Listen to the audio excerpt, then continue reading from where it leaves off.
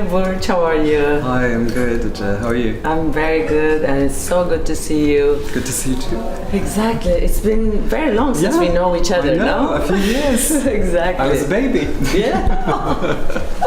And you did a great show on Thank you Paris so much. Fashion Week. This was your third show?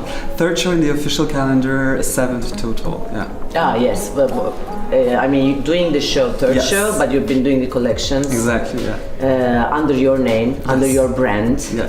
I've worked 15 years before launching my brand for our friend Esteban Cortazar, of course, for 5 years, and before that I was doing Balenciaga with Nicolas Gisquert, John Galliano at Dior. I even did some very French brands like Chevignon. I learned a lot, and then it was time to do all of this for me. Exactly. And I launched my brand in 2019. Well, you did the way, you did the journey, how it should be, you know, Yeah, getting all the experience and, you know, it's working. such a hard business if you don't know how to run it, if you don't know production, if you don't have suppliers, people to support you in any way, people to ask questions to, you can't do it. Yeah. Actually, I want to go back to this one because so many students, people who are interested in fashion will be watching this also in Turkey, and they want to know the industry and how it goes, how the system works in Paris, because it's not easy and it's a lot of effort and work. I'm going to go back to this, but first, so let me introduce you a bit, because you are born and raised in France, right, in Paris, Yeah. but your descendants, can you tell about your family, I mean, your a bit? Of course, Yeah. I was born in France in '88, and but in Dreux, which is a small city out of Paris, and then I came here when I was 17. My parents are both Turkish, and my dad is Cherkess, actually. So it We plays are a lot. Cherkess too. Oh. Yeah, my mom's side. I love that. Listen, it's such a cultural importance because it says a lot about the Turkish, landscape and the fabric of our people. Because mosaic. Exactly, and that's what enriches us the most. And from my childhood, I remember all the stories of my father's side and my mom's side. And we're from Bursa in Balıkesir. It's very Turkish in a way. It's cosmopolitan, but it's very Turkish. So I grew up with all these references. Like, I don't know, but something funny. Sezen Aksu played a huge role in my upbringing because my father married my mom because she looked like her. So it's all of this makes me so Turkish from like growing up. It was just. It's an important part of my identity, and when you're born somewhere else and you have that upbringing, the first language that I spoke was actually Turkish until I was 3, until I got to school. Then I learned French. Everything is kind of upside down in my head, but at the same time, it just like made me a very, I think. How did you get into the fashion business? Well, when did you get the idea to do, I want to be in fashion?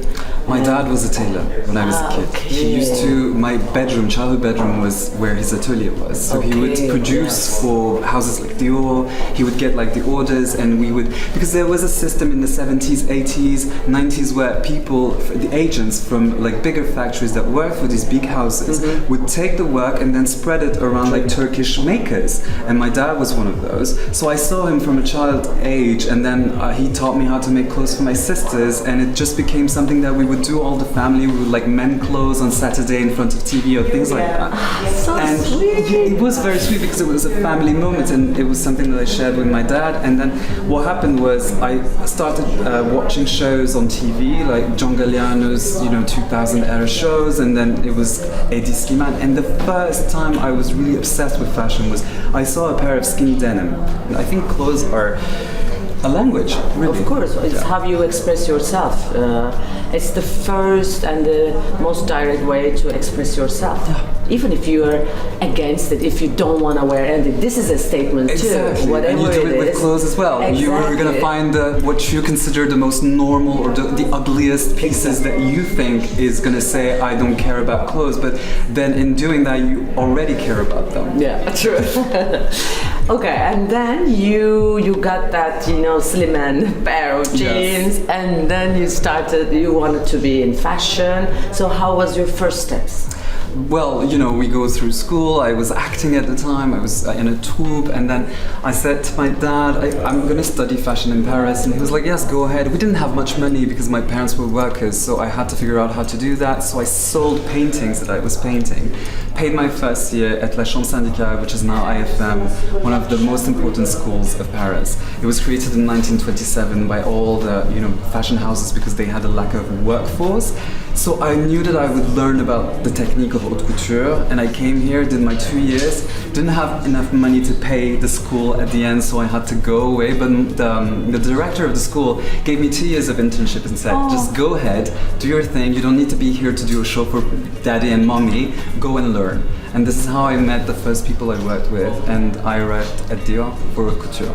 Wow. Yeah. It was like, wow. Wow, yeah. My first fitting, I cried because I used to be a kid when I saw these for the first time, and like this toile of a couture piece arrived, and it was on Caliclos, and I was like, wow, mind blown, and so emotional because we were actually trying to make a dream happen in front of our eyes with a piece of white fabric.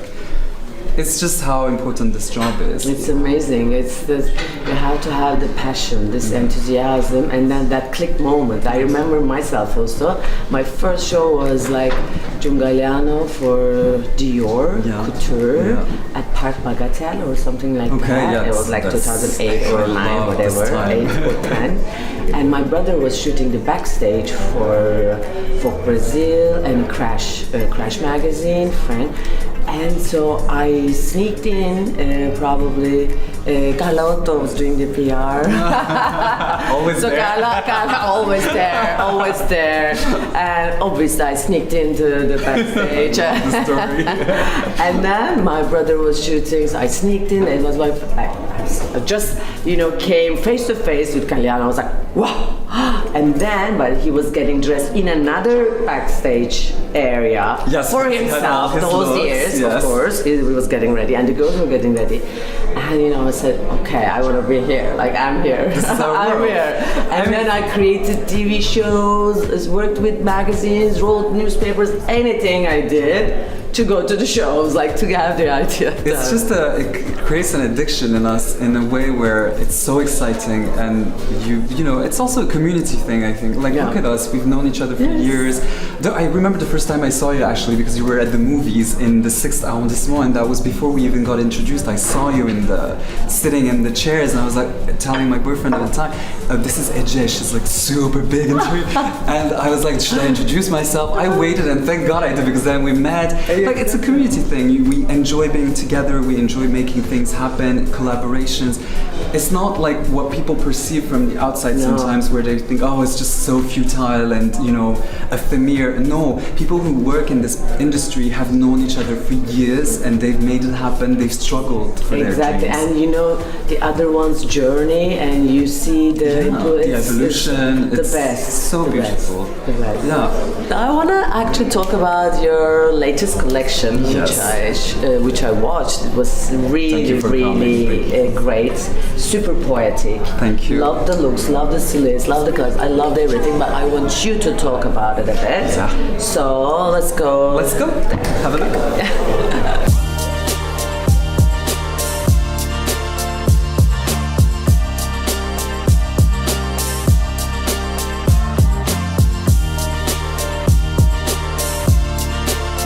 Okay, now your latest collection that you just showed it a couple of days ago, Spring Summer 25. Yeah. And can you tell us about the inspiration, the theme, and then the colors, the looks, references? Listen, it's been a year where it's the first time that I have to do a second show within the same year. Early beginnings, of course, in the official Fashion Week of Paris, and I went to New York for the wedding of a dear friend, Rachel Scott. She's also a designer, and we flew to New York, and it was so beautiful because I was with my boyfriend, and we just had our own civil union, and it all made me reflect on how much, you know, being in a relationship for 11 years is demanding. It's like, it's a battle every day. You have to make it work, and all these little things that sometimes eat away at your soul, I call them vulnerabilities, and I wanted wanted to talk about those because at the end, this is what makes it work. And the parallel between this and my own relationship to having a brand was so important to me because it's a bit the same. It's like 4 years that I've been doing this now, and it's really up and down every day. Like it's 9th cloud in the morning, and then it's minus 100 at 12, and then it goes back on. So it's, but at the end, when you look at the bigger picture, you're like, this is what I love, and this is what makes it so important for me. So it was a celebration of that, and I wanted to give hints of what a celebration, a marriage, or a show looks like. So we did all this red carpet on the floor because it would enhance the color palette, but also remind people of a red carpet. We offered white tuberose to everyone because I wanted the rooms to smell like love, to smell like this powdery feeling of being in love. And also like flowers are celebratory, so we wanted to give all these hints but then like decode everything. And the collection's name is Open Heart.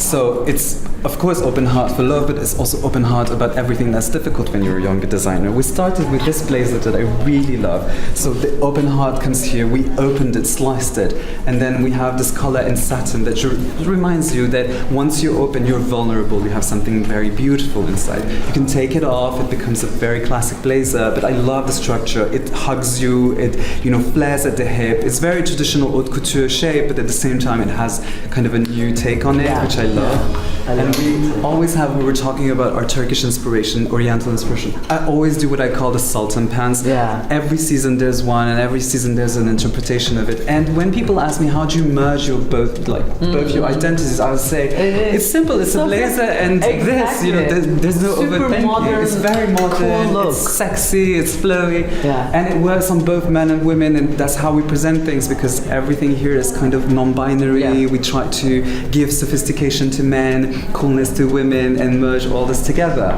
Then we have like this beautiful trench coat. It feels like it's classic, but then you have this very haute couture swirling back, and it gives you power. Mm-hmm. I love the idea that clothes, when you wear them, you can just like be in it, and it gives you all like posture and attitude, and it's going to help you, like pockets in a dress, for example. I love doing that, and we had one here that I really love, where it's a bustier dress, but it can become a skirt, and it has just the pockets on the side, so that when you wear it, you don't feel like too precious. You feel like you have something cool going on. I love it.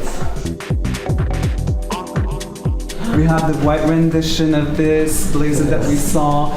The leather, I love working leather, and I make my leather in Turkey was actually. Fantastic also. Thank you. Like I love this one. Yeah. This leather. This idea of a tuxedo leather, it's just the tuxedo bands in satin, but on the side of a leather pant. I love the idea of playing with this. We work with a beautiful factory in Turkey actually to do this.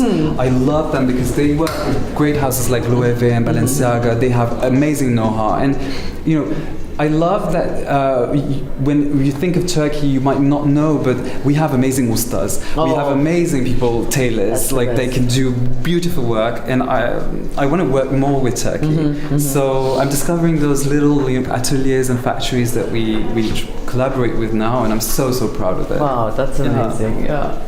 Then we have the red rendition that I really love too, because that's pop. And you know how in Turkey sometimes you see the wedding dresses, they're in red. Yes. I love this. Yes. So it's always like this color is so passionate. It says a lot.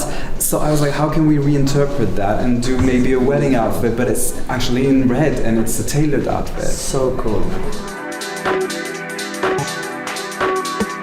Each piece should be important, right? Yeah. Because you're not always here to tell the story. So when you walk in a store and you see the rack of Burç Akyol, I want people to look at it and be like, oh, yes, I understand. I'm not going to be there to tell all the little details, so the piece has to be important.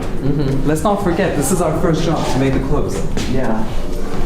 This is the pink powder moment where I was like, it's so innocent, it's so naive in a way to do the pink dress. Yeah. But then we covered it with this black mesh overdress. And the idea was to say, you know how when you're in a relationship for so long, you feel like sometimes entrapped and you were like, I want to break free of this. So we were like, let's do the entrapment with the black sheer as if it's a veil on your personal identity, and then you have like that pink powder coming from outside of it, as if to say, I want to break free. And there's a beautiful poem by Maram, which is a Syrian poetess. She says, my dear husband, my wise husband, please watch over me. Don't let me run away with that boy in the corner. I love this idea that you know yourself, that you're always tempted to find love, seducing somewhere else. But the reason why you stay is because you've built so much, and it becomes way more important for you in the long run. It just defines a bit of your stability and how you became more, yourself in a way. And I believe now, with the years, that freedom is not in the escape, as I said in my show notes, but it's in the heart of the fire. It's when you're in the middle of the fight. This is where you become stronger.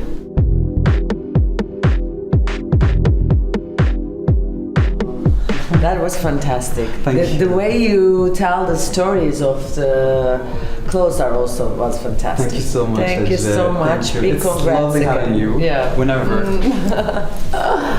See you next time. Maybe See you before next that. time. Maybe in come Istanbul. To Istanbul. Yeah, you're coming, by the way. Not yet. It's not in the cards. We have to talk about it. Summer But I would love vacations to. now, but you'll come at some point for sure. I would love to. Yeah. Reunite. Yes, perfect. Okay.